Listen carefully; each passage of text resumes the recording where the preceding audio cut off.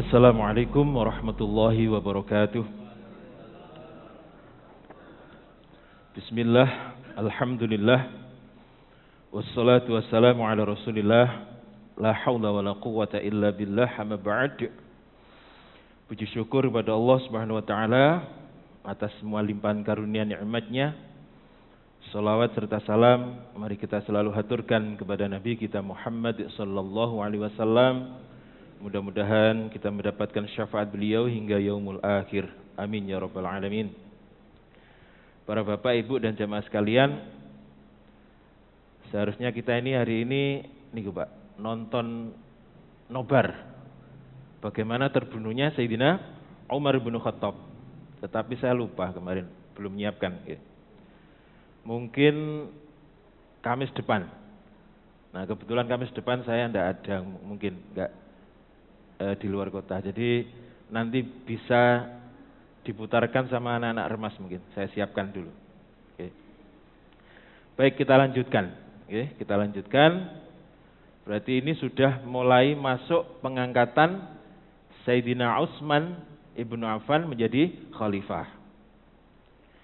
Jadi setelah Sayyidina Umar dimakamkan di sebelahnya dua orang sahabatnya, yaitu Nabi dan Sayyidina Abu Bakar, maka Sayyidatina Aisyah ini kemudian pindah dari rumahnya. Karena apa? Karena di dalamnya sudah ada orang luar. Kalau dulu ketika masih ada Nabi, beliau masih di situ, Pak. Kemudian ayahnya juga masih di situ. Nah, begitu Sayyidina Umar dimakamkan di situ, kemudian Sayyidatina Aisyah keluar, pindah. Lalu apakah makam ini masih bertambah lagi, Bu? Masih nambah boten? Boten. Kenapa alasannya kira-kira? Karena setelah itu tidak ada orang yang merasa sejajar dengan atau merasa pantas menjadi satu lokasi, satu komplek dengan tiga orang ini. Masya Allah. Jadi sekali lagi, setelah itu tidak ada orang yang merasa, baik Sayyidina Utsman atau Sayyidina Ali, itu merasa bahwa dia pantas dimakamkan sejajar dengan tiga orang ini. Masya Allah. Jadi memang kedudukannya Sayyidina Abu Bakar dan Sayyidina Umar ini luar biasa. Sehingga Nabi pernah mengatakan, iqtadu billadzaini min ba'di, Abu Bakrin au Umar bin Khattab. Peganglah setelahku dari dua orang ini, maksudnya pendapatnya. Pendapatnya Abu Bakar atau pendapatnya Umar bin Khattab. Ini jaminan Nabi, Pak. Andaikan Nabi tidak melakukan tapi Sayyidina Umar atau Sayyidina Abu Bakar melakukan, maka itu juga sama dengan nyontoh Nabi. Sebab itu jaminan dari Nabi. Masya Allah. Itu yang terjadi. Nah, para jamaah sekalian, setelah pemakaman Sayyidina Umar selesai, 6 orang yang ditunjuk oleh Sayyidina Umar segera mengadakan musyawarah. 6 orang kemarin itu adalah Ali bin Abi Thalib, Utsman bin Affan, sinten malih? Seeling, Pak. Thalhah bin Ubaidillah, nggih, Pak Trinya. Sinten malih? Zubair bin Awwam, Abdurrahman bin Auf, dan yang satunya adalah Sa'ad bin Nabi Waqqas. 6 orang. Masya Allah. Radhiyallahu anhum. Semuanya adalah orang-orang yang dijamin masuk surga ketika masih segar bugar. Ada berapa yang dijamin masuk surga itu, Pak? 10, nggih? Orang yang dijamin masuk surga. 6 sudah, yang 2 sudah. Yang 2 pasti jangan kenal. Sinten, Pak? Abu Bakar dan Umar. Berarti tinggal 2. Sinten yang 2 ini? Sinten kira-kira? Abu Ubaidah bin Jarrah. Yang satunya adalah Sa'id bin Zaid. 10 pas gitu. Masya Allah. Nah di saat itu Abu Ubaidah bin Jarrah ini sudah wafat Pak, karena kena pandemi atau yang disebut dengan Ta'un Amwas. Berarti dari 6 orang itu yang belum masuk ada 1, siapa? Sinten sing kula sebut wae. Sa'id bin Zaid. Nggih. Nah, kenapa Sa'id bin Zaid ini tidak dimasukkan dalam tim musyawarah itu? Masih ingat? Ini sudah saya sampaikan. Sebab Sayyidina Umar berusaha untuk menjauhkan kepemimpinan itu dari kerabat dekatnya, walaupun sebenarnya layak. Sedangkan Sa'id bin Zaid ini adalah sepupu Sayyidina Umar sekaligus adik iparnya, yaitu suami dari Fatimah binti Khattab. Jadi 6 orang yang kemudian disebut dengan Ahlul Halli wal Aqdi. Ini kemudian mengadakan musyawarah secara tertutup dipimpin oleh Abdurrahman bin Auf. Sedangkan Abdullah bin Umar ini sudah juga hadir di tempat musyawarah. Tugasnya adalah sebagai pemandu. Kalau sekarang apa, Pak? Moderator, moderator lah. Kalau untuk ini, apa? Mengatur jalannya musyawarah. Kalau nggak ada yang ngatur nanti ngomong dewe, Pak. Iki ngomong baik, iki ngomong baik. Moderator, sekaligus andekan. Andekan musyawarah itu memenuhi jalan buntu, ternyata 3 orang. Calonnya 3 orang. Maka suara Abdullah bin Umar akan menjadi penentu siapa yang akan dijadikan pemimpin. Masya Allah. Nah, supaya 6 orang ini fokus, sebenarnya 6 orang ini kan layak menjadi imam di Masjid Nabawi, Pak. Tetapi supaya fokus pada musyawarah, maka yang menjadi imam di Masjid Nabawi itu orang lain, Pak. Seandainya ini imam-imam ini mengadakan raker di luar gitu, nunjuk orang luar, Pak. Nunjuk orang luar untuk dijadikan imam. Masya Allah. Siapa yang bertugas menjadi imam? Dialah Syuhaib bin Sinan Ar-Rumi. Sinten, Pak? Syuhaib bin Sinan Ar-Rumi. Nah, supaya kita kenal sedikit siapa Syuhaib bin Sinan Ar-Rumi ini. Syuhaib bin Sinan Ar-Rumi ini adalah seorang budak. Dulu ketika masih kecil, dia orang Arab sebenarnya. Tetapi ketika masih kecil, sukunya kalah perang, dia dijadikan tawanan dan dijual ke Romawi. Jadi budak. Sehingga dia tinggal di Romawi ini sudah lama. Lalu ketika ada kesempatan, dia berhasil melarikan diri, Pak. Sampailah dia ke Mekah. Kemudian dia membangun bisnis di Mekah dan berhasil. Nah, ketika Allah dan Rasulnya memerintahkan untuk hijrah, Syuhaib bin Sinan ini ketika mau hijrah dihadang oleh orang-orang Quraisy. Lalu mereka mengatakan begini, Pak. Dahulu kamu itu datang ke Mekah, itu tidak bawa apa-apa. Enggak bawa apa-apa. Bahasa Jawa ini apa niku? Nggawa kathok-tok nggih.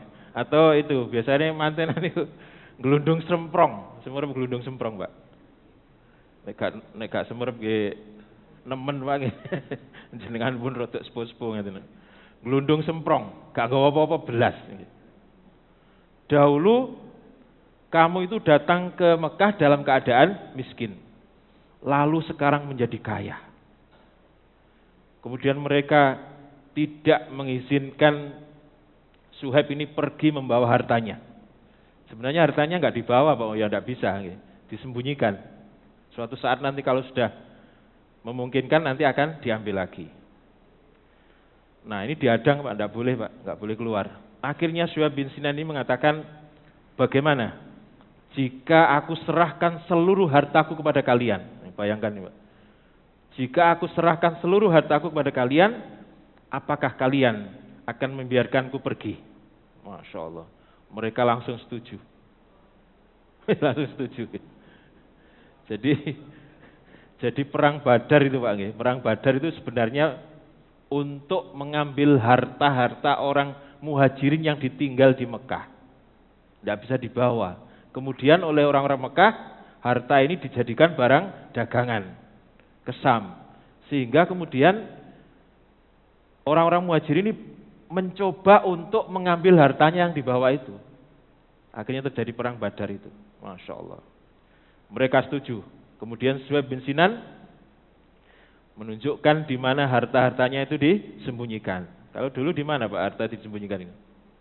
Dalam tanah, Pak. Dalam tanah. Belum ada berangkas dan lain-lain.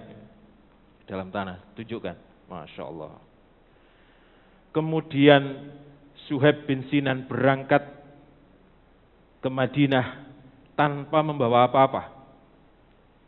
Kalau Sayyidina Abu Bakar itu masih bisa membawa uang, kalau diuangkan rupiah itu masih 400 jutaan, Pak, untuk biaya hidup di Mekah, di Madinah.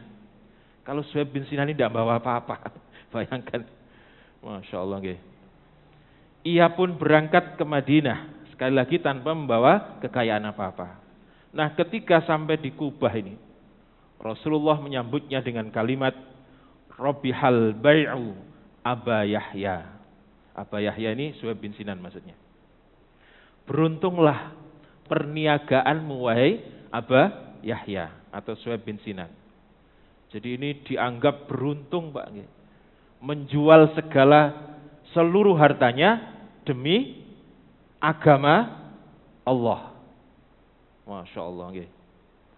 Ini kenapa kemudian hijrah itu pahalanya luar biasa, ya karena begini nih, Pak. Jenengan sudah bertahun-tahun hidup di Siwalan, punya harta banyak di Siwalan, punya bisnis di Siwalan, tiba-tiba disuruh pindah dan tidak bisa membawa aset. Maksud aset tanah mau dibawa kan tidak bisa. Kalau sekarang bisa dijual, Pak, kalau dulu nggak bisa, nggak ada surat-suratnya. Masya Allah. Sehingga hijrah ini pahalanya luar biasa. Salah satu keutamaan daripada para sahabat yang hijrah.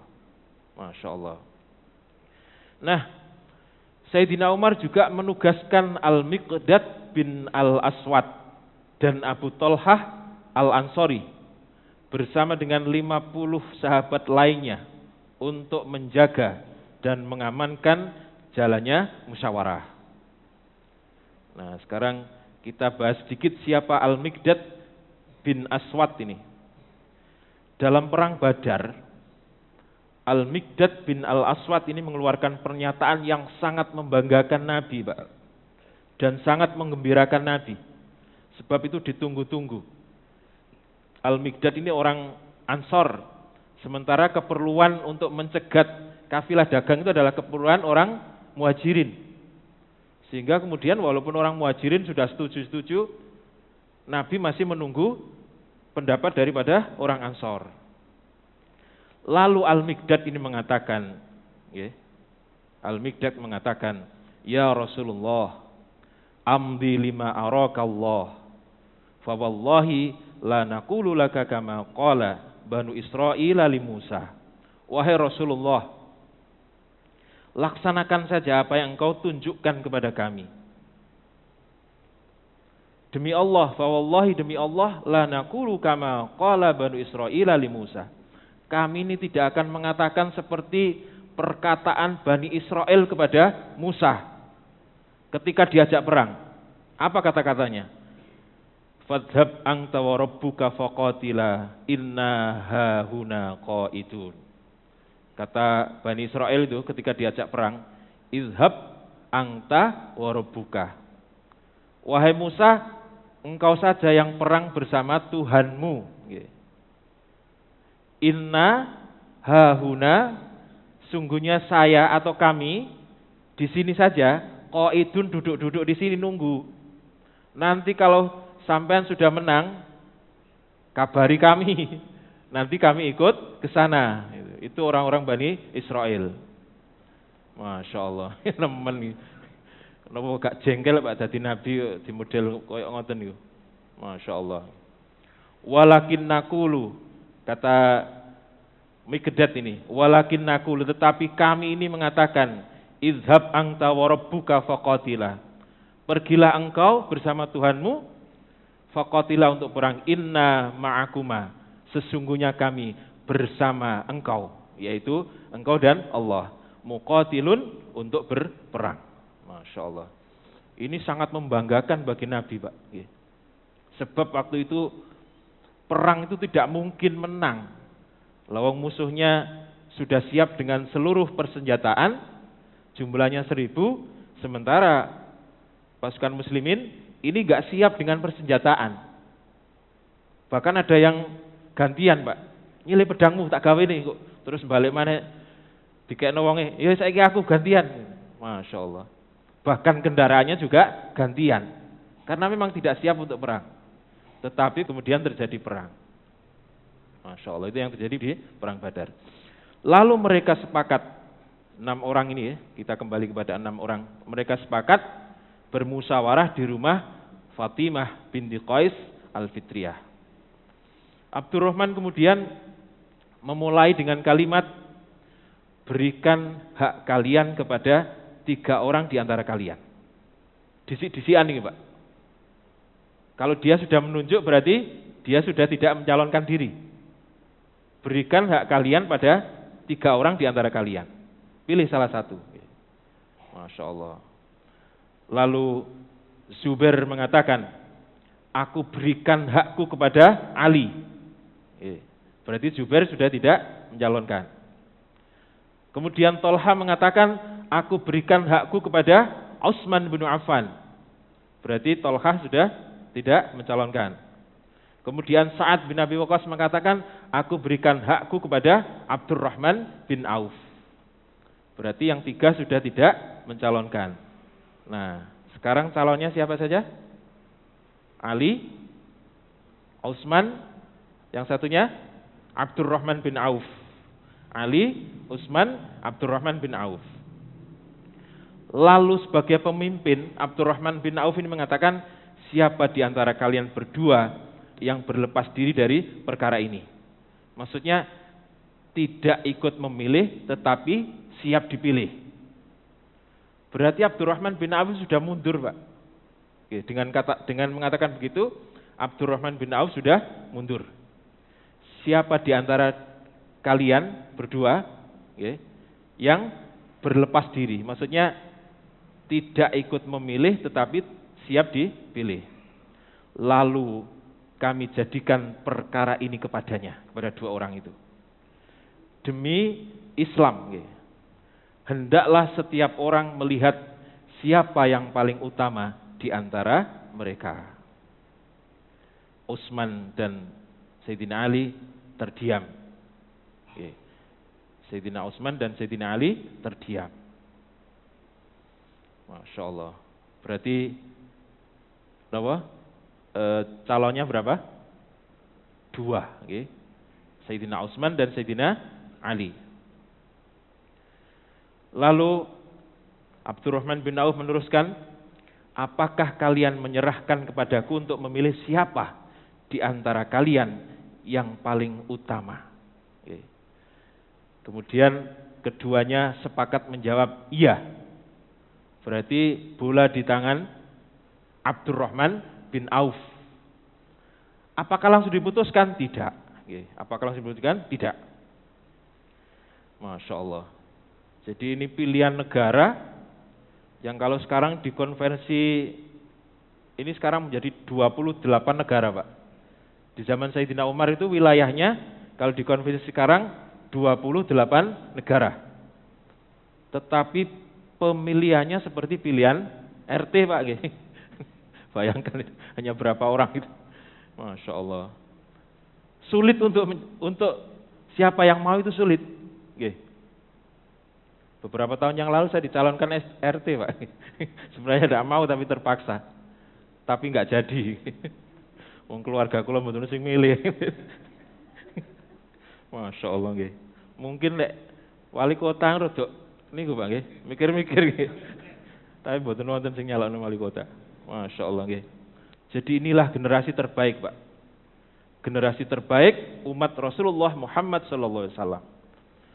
Sehingga para ulama ini mengatakan, ya, andaikan saat itu memilih pemimpin, ya, dengan cara memejamkan mata, apa matanya ditutup, gitu, kemudian grebek-grebek koncone, misalnya kalau temu mriki terus tutup mata, kalau jalan, ngeten grebek-grebek, nyekel wong cek nih, wis sampean dadi pemimpin. Itu sudah mendapatkan pemimpin yang baik. Sebab apa? Generasinya baik. Masya Allah. Nggih.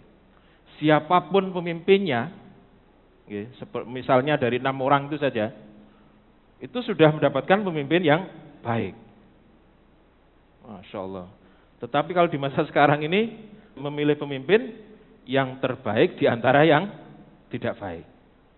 Jadi memang orang itu semakin lama ya semakin jelek, semakin jelek, semakin jelek. Pak. Jangan berharap bahwa kehidupan ini semakin baik, semakin jelek Pak. Kalau jenengan berharap semakin baik, kecewa nanti. Tidak sesuai dengan ekspektasi. Masya Allah. Musyawarah ini terus dilakukan selama 3 hari, seperti pesan daripada Sayyidina Umar bin Khattab. Nah, sampai disinilah berarti ada 2 calon, Utsman dan Ali. Lalu Abdurrahman bin Auf meminta pendapat kepada Ali dan kepada Utsman. Wahai Ali, apabila saya tidak membaiatmu, maka siapakah yang akan kau pilih menjadi pemimpin? Kata Ali, ya Utsman. Ketika Utsman ditanya, wahai Utsman, apabila saya tidak membaiatmu, maka siapakah yang akan engkau calonkan menjadi pemimpin atau khalifah? Ya Ali. Wes, gak ono Pak, yo aku gak ada. Harus saya, tidak ada. Masya Allah. Jadi nggak perlu kampanye. Kalau saya nggak jadi ya ini Ali, kata Utsman. Kata Ali, kalau saya nggak dibaiat ya Utsman saja. Masya Allah. Maka setelah mendapatkan jawaban dari 2 orang itu, Abdurrahman bin Auf kemudian menemui para sahabat. Keluar. Ini kan jadi musyawarah Pak. Musyawarah dikasih waktu Sayyidina Umar 3 hari. Hari keempat harus sudah mendapatkan pemimpin. Maka malamnya ini Abdurrahman bin Auf keliling Pak. Keliling ke tokoh-tokoh masyarakat. Keliling ke para sahabat senior. Keliling ke panglima-panglima perang yang berjasa. Masya Allah. Bahkan orang-orang yang datang dari luar Madinah, kalau dia tokoh, dia juga dimintai pendapat. Termasuk pendapatnya mama, ibu-ibu. Disaring semuanya. Termasuk hamba saya.